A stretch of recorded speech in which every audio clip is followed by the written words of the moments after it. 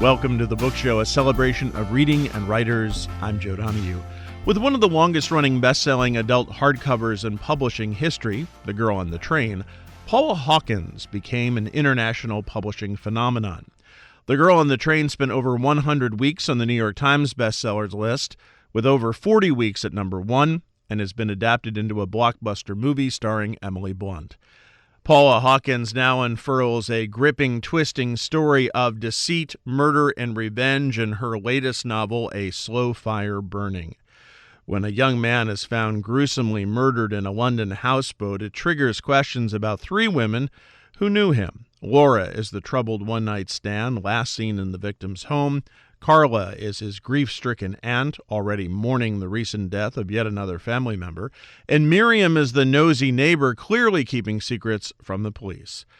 Paula Hawkins worked as a journalist for 15 years before turning her hand to fiction. Again, her new novel is A Slow Fire Burning.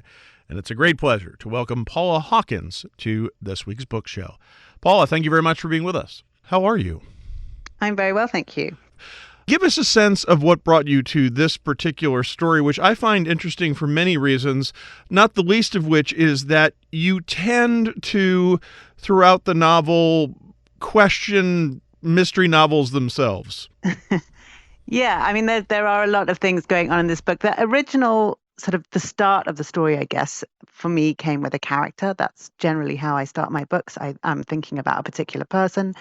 In this case, it was this young woman called Laura who's had a difficult life. She had an accident as a child, which has left her with some issues, some disabilities. One of the problems she has is something called disinhibition, which means that she kind of has no filter. She loses her temper quickly. She sometimes says things she oughtn't to say. She behaves inappropriately, in inverted commas. She's impetuous. And it means that her life is difficult. It means that others are quick to judge her without really understanding her. So I was thinking about a character like her. I didn't really know what her story was going to be, but I was spending a lot of time walking near where I live in London on the Regent's Canal, which is this canal that runs right the way through the heart of London. And there are houseboats in little sections along it. People live down there. And I was quite intrigued by that community, by the kinds of people who might choose to live down there. You know, most of the houses are very beautiful and little houseboats. I mean, very beautiful, very nicely kept. But every now and again, you'll see one that's kind of half sinking into the water. It's obviously not been touched for a very long time. And it did sort of start me thinking that there could be anything inside one of those, any, human remains, a body, whatever. And so it was these two things that I brought together, Laura and the houseboats, and then I went from there. And that's what brings Miriam, who lives next door of this houseboat, to look over and say, well, this has been there longer than it should. It doesn't look like it should. Let me go and check things out. Yeah. And she discovers a body. The body is of a young man, and then the story unfolds. I want to go back to something that you just mentioned as you start with the characters. So do you start with the one character, or do you start with really the trio in this case and then work your way out? Well, it was Laura first, and then I put her in a situation, a difficult situation where she's been at a crime scene, she's got blood on her, she stands accused. And then I start thinking about who else is involved in this story. And there was the neighbor, Miriam. There was Daniel's family, so that Daniel is the young man who's been killed. So I built a cast of characters around that. But I generally start with one character and sort of wonder what's the best story? How can I tell a story with this person? What's interesting is that you don't immediately know if there is going to be a hero, right? I mean, it always, all of these people are deeply flawed and have their issues. I guess I don't really deal in heroes, heroines in my novels. The characters in my novels are very rarely happy, well-adjusted people. They tend to be people who are having a pretty bad time in their life at the time that we meet them, or people who are trying to recover from some trauma or tragedy, people who are struggling, people who who don't quite fit in society, who failed to meet society's expectations in some way. I'm interested in outsiders and what it's like to sort of struggle a bit. And so, yes, all these characters are going through difficult things, and particularly at the time at which we meet them, which is when a crime has been committed and backs are to the wall and there's blood on the carpet and everyone's frightened or angry or vengeful. So, there aren't obvious heroes, as you say. And that certainly seems to be more of a mirror on us than anything else, right? I mean, there aren't many of us who are happy and well-adjusted. Well, I mean, I hope that generally in society people are slightly better adjusted than they are in my Slightly. novels. But yeah, this is a crime novel. You're not coming to it for people who are living out their happy, blameless existences. This is generally people in problematic circumstances. And I do also believe that most of us in difficult situations can get ourselves into trouble, can go to extremes, can behave in all sorts of terrible ways. That doesn't necessarily make you a bad person. It makes you a person having a really bad time. As you explore these characters, we realize just how much pain they are going through. A lot of them are shouldering a lot of guilt. And then, oh, by the way, there's vengeance that comes in for not just one of these characters, but for many of them. And so that becomes interesting to see how that all folds against each other when these characters are pitted against each other at various times in the novel. Yeah, they have all suffered some kind of trauma or tragedy or loss or of varying degrees. And these are all problems of their past, but they're sort of what I was sort of exploring is how the things that you hold inside eat away at you eventually, and how they need to be dealt with. And so everybody is dealing with their own thing. And yes, when they come into conflict with other people, they may act in extreme ways. They may lash out at completely the wrong person, but that's a sort of a consequence of the problems that they themselves are dealing with.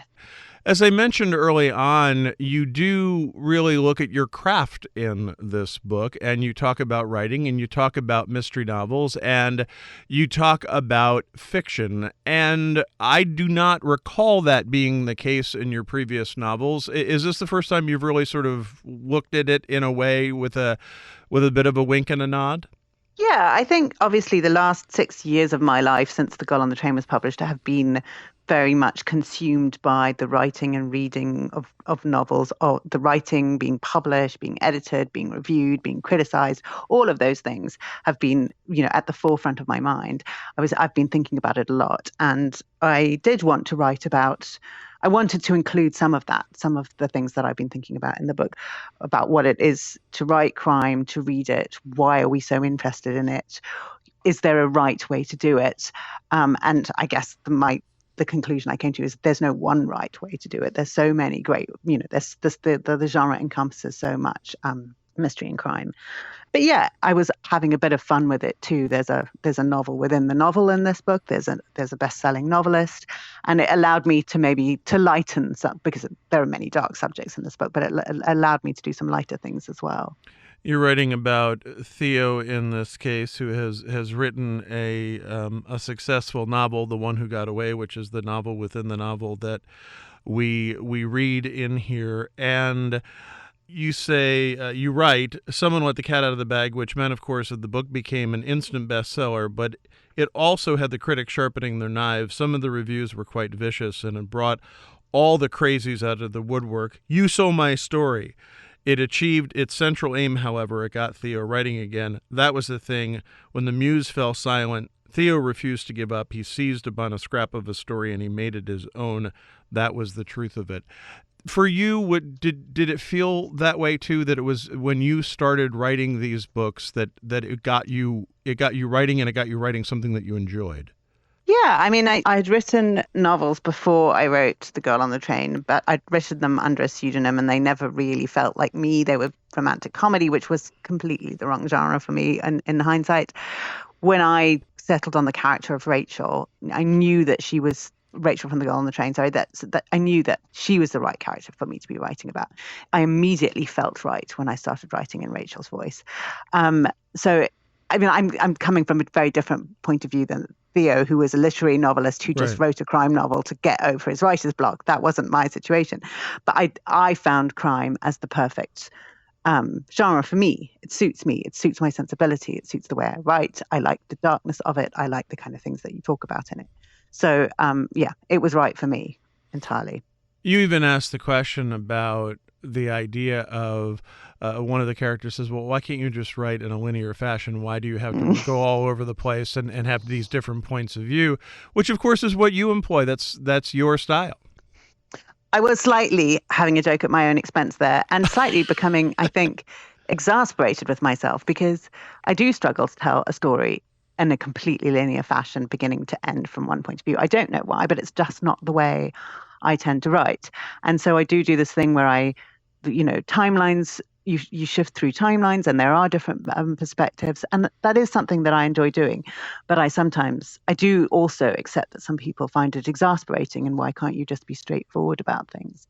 But then, that's the way I write. So I was, yes, perhaps slightly anticipating the criticisms that would be leveled at me. Not to insinuate any criticism at all in this, but it seems to me that by having that mix and not writing in a linear fashion, that it allows you, and not to say that there's any part of this that is easy, but that it could be then easier to do these amazing plot twists that you pull off. Certainly, yes, that's how I find it. That's the way there are sleights of hand in that. You can hide things if you write that like that, or that's the way I do. So you see something from one point of view, but you only see it partially, which is how we all perceive everything, because we only perceive it from our own points of view. But yes, so if you alter perspective every now and again, you can reveal a new side to something that you didn't the first time around. And by going back in time, you can cast something in a new light. If somebody's thinking back on something or remembering something, you can cast it. They can see it a different way. So yes, certainly that is part of how I construct a crime novel, where you do have to hide something in order for it to be surprising and suspenseful. Sometimes you do have to hide things from the reader. These are women who are ultimately trying to right the wrongs that have been done to them. Yes, or that they perceive have been done to them. Yes, I think I was interested in looking at female anger, and particularly the anger of middle-aged women, maybe, because that's frequently seen as ridiculous, middle-aged women being angry about things. Middle-aged women in general, I think, are often seen as ridiculous. And I was interested in having a look at some of them who aren't ridiculous at all, and whose anger is valid, and whose rage at the world is completely true, and who have very good reason to be angry, but who also feel invisible or powerless, and who are wanting to take back some power in their lives. Why do you think that becomes part of their lives, that invisibility? What middle-aged? At a certain point, this is our culture, isn't it? That at a certain point, women are no longer interesting if they're not beautiful and fertile and in fact, those things, beautiful and fertile, they're not really that important anymore.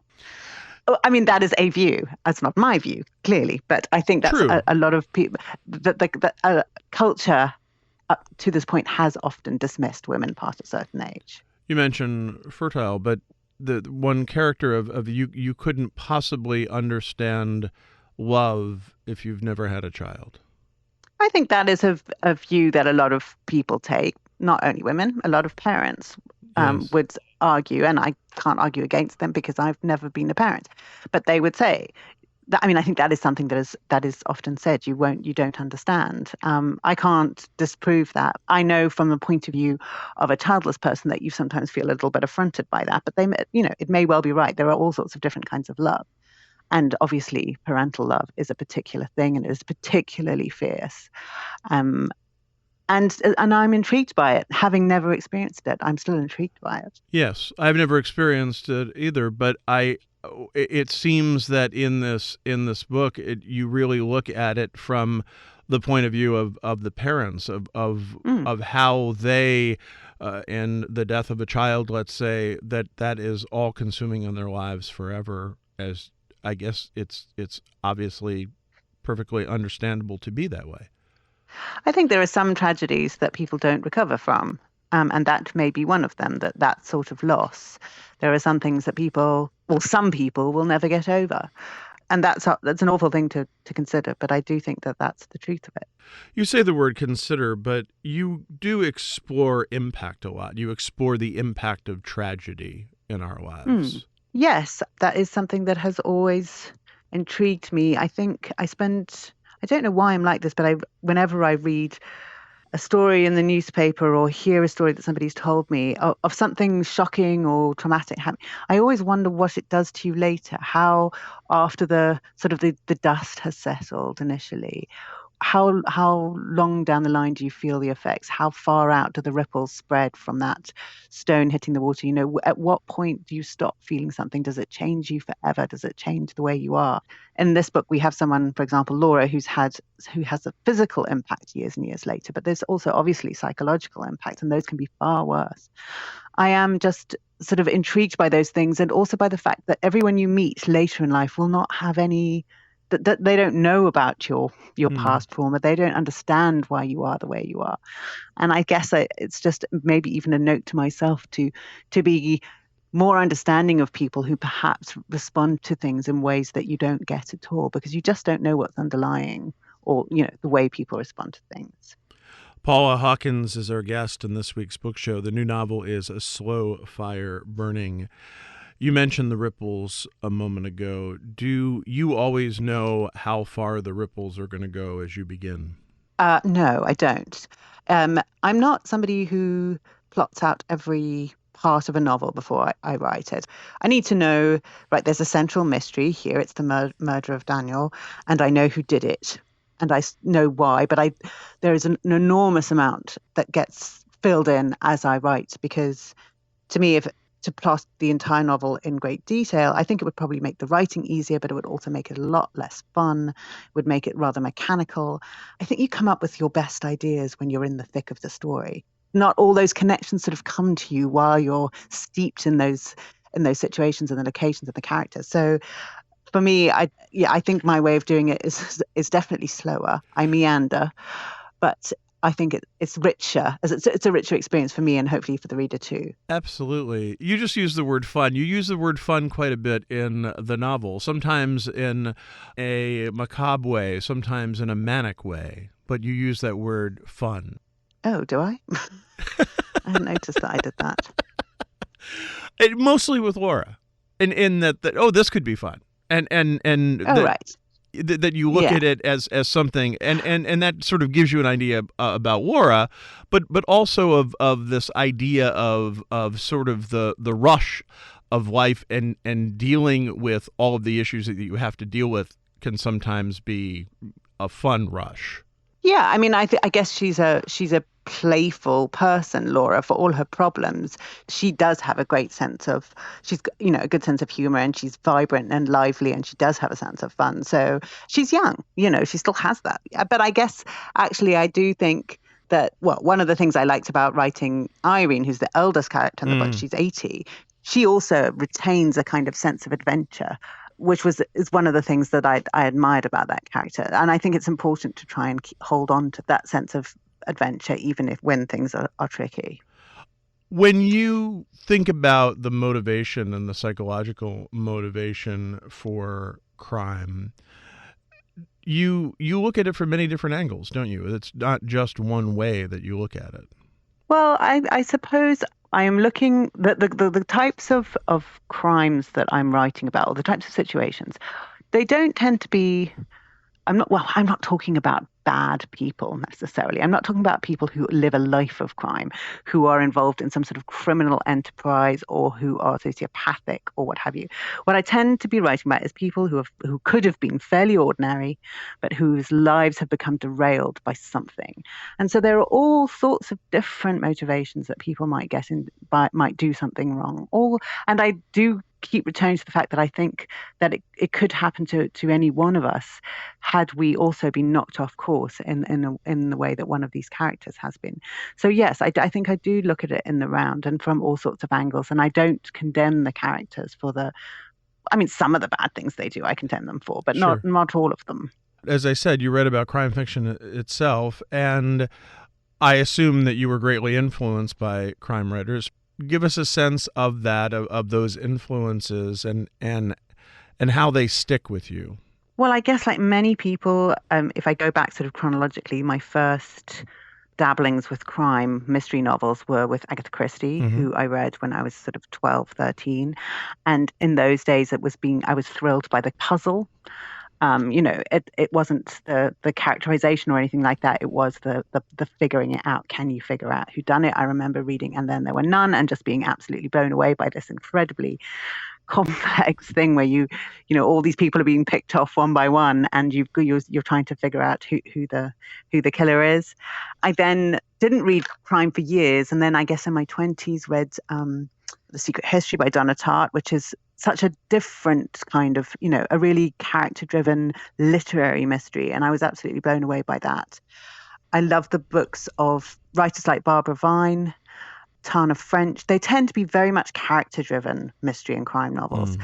People like Megan Abbott, Laura Lippman, who write these very much character and the psychology of crime rather than the criminal act itself, and also rather than the actual procedure of figuring everything out. And I think you mentioned Ruth Rendell and Yeah. P.D. James in your novel. Yes, as absolutely. well. They're mentioned in there, and also I enjoy the sort of tipping over into horror, the kind of Shirley Jackson, that sort of kind of almost ghost story, that gothic horror. I'm a big fan of that kind of stuff, although it does scare me. All women, I will note that you just mentioned. They are all women, isn't? And I'm sure there are. I'm sure. Cormac McCarthy, who I know people will say he's not a crime writer. What he writes is but I absolutely adore that his. Yeah, he can conjure up whole worlds in a few words. He's wonderful. So I do read men as well. I sound like I'm very. It's true that I do read definitely more women than men, but there are also a lot of men that are doing this kind of stuff brilliantly too. When you look at your career, and you mentioned, and we touched on this a moment ago, of kind of looking at the craft after the success of The Girl on the Train. Obviously, you can't be ready for anything like that. How does that impact you? Does it change you? What does it do to you as a writer, and impact what you do in the future? Well, I mean, it's a really difficult question, because obviously there are so many different impacts I think it has. Because on the one hand, you can say, well, having a huge success means writing the next thing is quite daunting, because that so many people are going to be paying attention to what you do, and so many eyes are going to be turned upon it, which is obviously a good thing, but it is also it makes you hesitate. It makes you second guess yourself. Am I doing this right? If I get anything wrong, people will notice, people will talk about it. So there's that. However, at the same time, obviously having a huge success is also very freeing, because it means that I don't need to write a book every year. I don't need to thrill obviously you want to make your publishers happy, but you've already kind of made them pretty happy. So you're maybe under slightly different pressures, but yeah, so there is a way in which it's liberating. But at the same time, there's also that sort of daunting quality. And frankly, when I'm actually writing, I try not to think about any of it at all. But that is, that's an effort to put it all out of your mind. But I do think there's a point at which you just have to think, well, this is my character. These are the people I want to talk about. This is the novel I'm writing now, and try and shut out the world and just pour yourself into that story, because otherwise I don't see how anybody gets anything done. You slipped in that idea of not having to write a novel a year, and I would think that would be freeing, that you have time then to work on the next book. Whereas a lot of writers are under pressure to deliver to a deadline, I can relax a little bit, because frankly, I'm financially comfortable now. So, I do want to keep writing. I do want to keep producing, but I'm not on that sort of novel a year treadmill that some writers find themselves on. And there is a sort of, I would assume, the outside pressures of the publisher, who wish that you would put out 3 books a year. But you then say, okay, look, this is what I want to do. This is what I can do. And this is how I will deliver. Yeah, I have and I'm not being I am being completely honest here. I have very good relationships with my publishers, both in the UK and in the US, and they have been incredibly supportive of what I've wanted to do. At no point have they said, "Oh, can't you just do The Girl on the Train too, please?" I'm sure they might like for me to do The Girl on the Train too, but they have never asked for it. I've never felt under pressure to do something like more commercial or what have you than the last couple of books, which have been very different. So I've always felt completely supported. Since this is a show where I talk to writers about their writing, I've found that basically you have two different types. One are people who already have the next book underway as they're talking about the book that's just coming out. And then there are the people who are say, okay, I'm getting this one out, I'll do all the promotion, and then I'll worry about the next one. Where do you fall on that? I mean, in the past, when The Girl on the Train was published, I'd already started Into the Water, but this time I'm a little bit behind. I have ideas. I have characters in my head. As I say, there's usually a few characters marching around up there, and but I haven't put pen to paper yet. I will hopefully very soon. But yeah, I think this time I'm waiting until the publicity is over. I would rather have started earlier. I think that this year everything's been quite strange, and I seem to have been a bit slower to get going. Does it have an effect? Does a global pandemic have an effect just of dealing with life as opposed to sitting down and that solitary pursuit of writing? I mean, when the pandemic obviously started in March last year, I was in the middle of the novel, and it was a good place to be. I think that I knew exactly what I was doing. I just had to do it. I didn't have to come up with something new. I think trying to be creative, come up with new ideas and new characters and what have you in the pandemic would have been much harder. I can't blame the pandemic for why I'm being a bit slow this time. It's just, I think it has been a difficult time for a lot of people creatively, but actually it wasn't bad for me in terms of actually just sitting down and getting the writing done, because you had that thing where you were stuck at home and you couldn't travel or see anyone anyway. Paula Hawkins' new novel is A Slow Fire Burning. It is published by Riverhead Books. Paul, what a great pleasure. Thank you so much for being with us. A great pleasure to have you on the program. It's great to talk to you. Thank you. Thank you very much.